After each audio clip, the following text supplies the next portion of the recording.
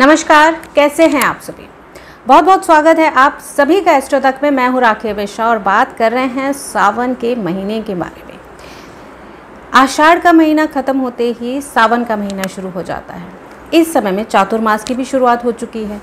चातुर्मास का जो पहला महीना है वो भगवान शिव को समर्पित है, यानी सावन का महीना है।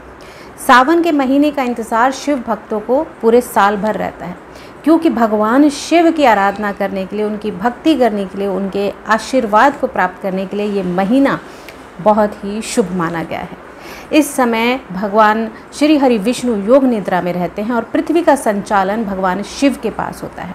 और इस समय भगवान शिव जो है धरती पर होते हैं, तो भगवान शिव की आराधना करने के लिए, उनकी भक्ति करने के लिए सावन का महीना बहुत ही उत्तम महीना होता है। सावन के महीने की शुरुआत 22 जुलाई यानी कि सोमवार के दिन से हो रही है। इससे अच्छी और शुभ बात क्या हो सकती है कि सावन का महीना इस बार सोमवार के दिन भगवान शिव के दिन से ही शुरू हो रहा है। अगर इस बार बात की जाए तो सावन में 5 सोमवार रहेंगे, जिसमें पहला सोमवार 22 जुलाई का है, जिससे सावन की शुरुआत हो रही है। दूसरा जो सोमवार है वो 29 जुलाई को रहेगा। तीसरा सावन के सोमवार का व्रत 5 अगस्त को होगा। चौथा सावन के सोमवार का जो व्रत किया जाएगा वो 12 अगस्त और 5वां व्रत 19 अगस्त के दिन किया जाएगा। यूँ तो भगवान शिव भोलेनाथ, भोले भंडारी कहे जाते हैं, एक लोटे जल से भी प्रसन्न हो जाते हैं। पर इस महीने में, सावन के महीने में, अगर आपकी कोई ऐसी इच्छाएं हैं, आपको मनोकामनाएं हैं जो पूर्ण नहीं हो रही हैं, तो सावन के इस महीने में कुछ छोटे छोटे उपाय करने से, भगवान शिव के ऊपर उनकी प्रिय चीज़ें अर्पित करने से आपकी वो इच्छाएं, आपकी वो मनोकामनाएं पूर्ण ज़रूर होती हैं। तो आइए जानते हैं कि इस महीने में सोमवार के दिन, यूँ तो पूरा सावन के महीने आप ये चीज़ें आप भगवान शिव पर अर्पित कर सकते हैं। विशेषकर सोमवार के दिन अगर आप पूरे महीने ना कर पाएँ तो सोमवार के दिन इन चीज़ों को अर्पित ज़रूर करें, जिससे आपके जीवन में जो कष्ट हैं, परेशानियां हैं, वो दूर तो होती ही हैं, इसके साथ ही आपकी इच्छाएं भी पूर्ण ज़रूर होती हैं। तो आइए जानते हैं कि किस चीज़ को चढ़ाने से आपको किस फल की प्राप्ति होगी।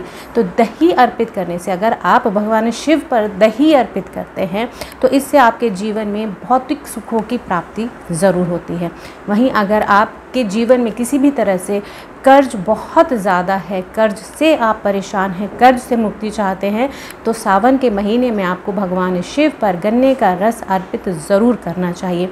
इसके साथ ही अगर जीवन में बहुत ज़्यादा आपको शारीरिक कष्ट हो रहा है, रोग ने घेरा हुआ है, रोग से आप बहुत ज़्यादा परेशान हैं, तो सावन के इस महीने में, इस पावन महीने में आपको जल में इत्र मिला करके भगवान शिव पर, शिवलिंग पर अर्पित ज़रूर करना चाहिए। इससे आपके रोग दोष दूर ज़रूर होते हैं।